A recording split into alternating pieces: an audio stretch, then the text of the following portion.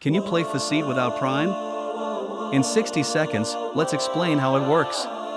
Faceit is an independent competitive platform for CS, Go and other games. Prime is a verification status tied to phone or certain Steam checks to reduce cheaters.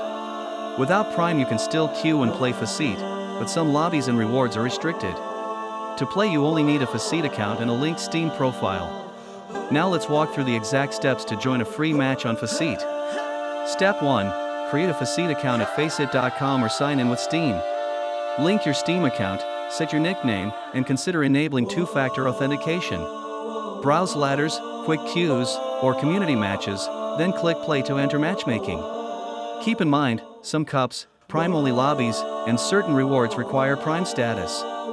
Tips: play with verified teammates, report cheaters, and keep a positive conduct score. In short, yes, you can play Faceit without Prime. Sign up, link Steam, and jump into competitive games now.